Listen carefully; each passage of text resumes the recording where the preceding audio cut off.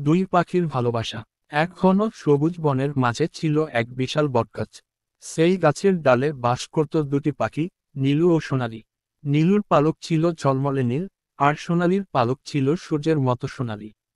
তারা দুজন খুব ভালো বন্ধু ছিল, সবসময় একসঙ্গে গাইত আর বনের সৌন্দর্য উপভোগ করত। ভালোবাসার পরীক্ষা। একদিন হঠাৎ বনে ভয়ঙ্কর ঝড় উঠল।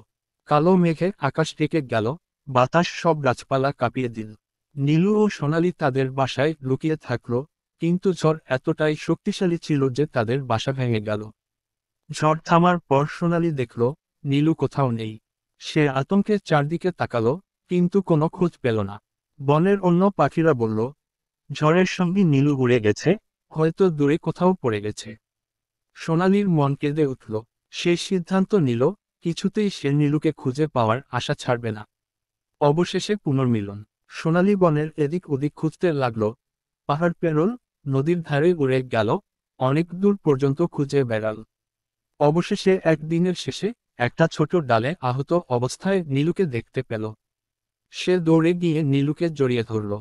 নীলু ক্লান্ত স্বরে বলল, আমি জানতাম তুমি আমাকে খুঁজতে আসবে।